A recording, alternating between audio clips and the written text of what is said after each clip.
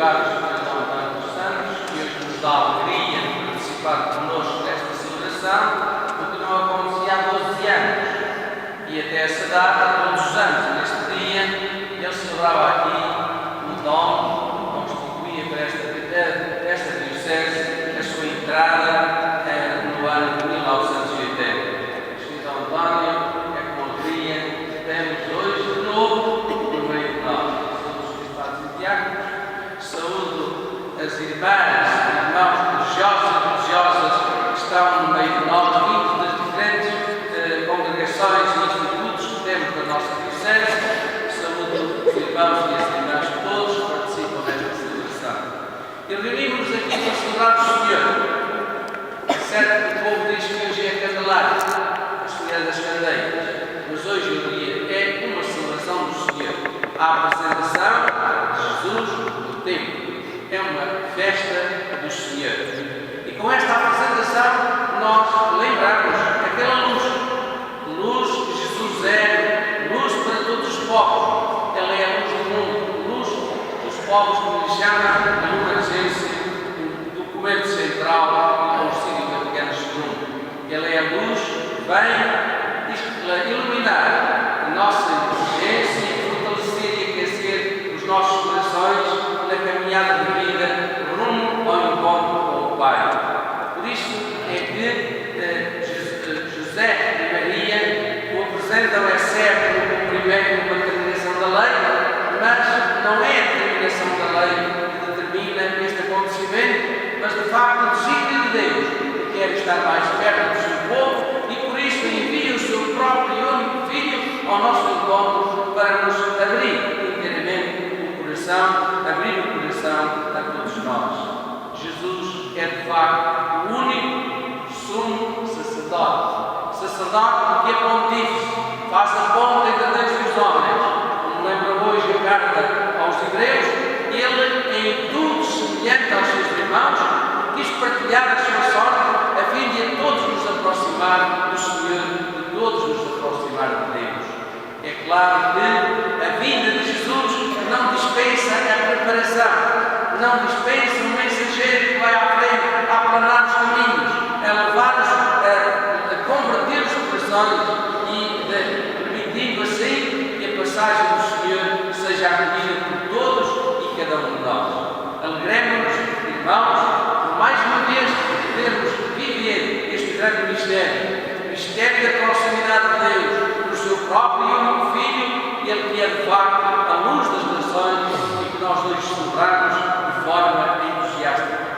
Hoje termina o ano da vida consagrada. Por isso, nós hoje reunimos-nos aqui com os religiosos e religiosas e outros consagrados da nossa diocese para darmos graças a Deus pela importância e pela força deste ano da vida consagrada. O Papa Francisco, ao anunciar este ano da vida consagrada, disse que ele era para fazer memória agradecida deste grande dom de Deus à Igreja e pela Igreja ao próprio mundo. Disse que pretendia com este ano que ele fosse vivido por todos os consagrados e consagradas com paixão, de forma apaixonada, porque quando as pessoas se entregam a uma causa, hão de entregar-se de alma e coração, sem qualquer reserva. E disse também que este ano era para olhar para a esperança do futuro. E estas três realidades que nós queremos hoje agradecer aqui ao Senhor. De facto, o dom da vida consagrada, se não fosse a vida consagrada, a Igreja não seria o que é. A consagração existe desde o princípio da vida cristã. Esta Europa em que nós nos encontramos não seria a Europa que nós conhecemos. A rede dos mosteiros espalhados por toda a sociedade, desde a queda do Império até aos tempos de hoje, é a forma decisiva da organização da vida e sociedade que nós temos na Europa. O nosso país não seria o que era, se não fosse a rede dos mosteiros também, voar neste país, ensinar as pessoas, transmitir uma cultura, ensinar a trabalhar a terra, ensinar as pessoas a viver a vida com dignidade. Esta é a realidade. Mas nós não vivemos do passado, nós vivemos hoje. E hoje, a vida consagrada tem uma palavra importantíssima a dizer na igreja e na própria sociedade. Não só o contributo que dão para os serviços de assistência social, para a formação, para ir ao encontro de tantos e tantas que permaneceriam no abandono se não fosse este coração tocado pela sensibilidade a Cristo para ir ao encontro daqueles que mais precisam. Mas hoje, nós, consagrados e consagradas, temos que interpretar bem, hoje, na vida da igreja e na vida da sociedade, a novidade de Cristo, a novidade do Evangelho. Cristo e o Evangelho com toda a novidade que ele encerra.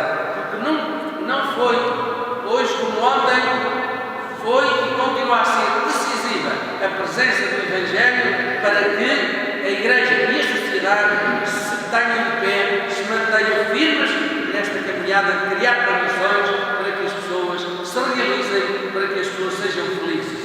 Irmãs e irmãos, e numa hora em que por vezes, e o Papa fala nisso, muitas circunstâncias, nós olhamos no futuro, também na vida consagrada, com alguma dificuldade, sabendo que as vocações não aumentam, que elas são diminutas, que não se faz a renovação que nós pensamos, e temos que ter uma grande coragem para entregar nas mãos do Senhor o futuro de tanta coisa e trabalharmos com dedicação, com entrega, sabendo que o futuro é de Deus, mas Ele quer construí-lo com a nossa cooperação.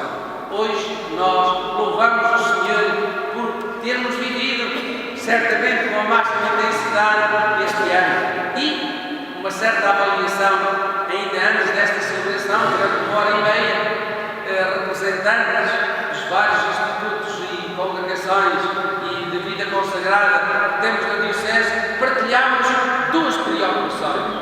E são duas preocupações que partilhamos e queremos conservar connosco, e não só conservar connosco, levando-as à prática, fazer com que a Igreja cresça e a sociedade seja mais bem servida.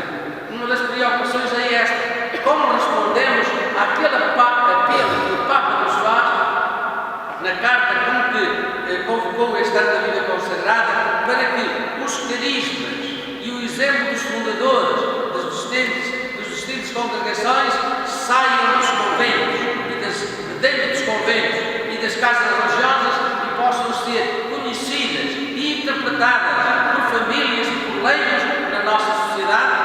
É uma preocupação, vamos continuar com ela. Há boas experiências. As famílias alargadas das várias congregações religiosas que nós temos também aqui, há boas experiências. Temos que as aprofundar, temos que levar mais pessoas a esta preocupação por interpretar bem o exemplo dos fundadores e dos carismas das nossas congregações e institutos religiosos. E outra preocupação que trouxemos ao nosso diálogo foi esta: a cooperação que estamos a ter nesta Igreja Diocesana. É uma cooperação bem conseguida ou podemos ainda ir mais longe? Alguém citou um documento interessante que foi feito já há 40 anos para promover esta cooperação máxima na vida da comunidade local, que os institutos de vida consagrada devem realizar por imperativo da sua própria identidade e por desejo expresso da Igreja que nos enquadra. Irmãs e irmãos, este é um caminho para continuar. O ano da vida consagrada termina hoje, mas o apelo às mútuas relações, à mútua cooperação nesta caminhada de Igreja, esse apelo não está inteiramente cumprido e queremos continuar a fazê-lo para o futuro. Permitam, e as irmãs e meus irmãos das comunidades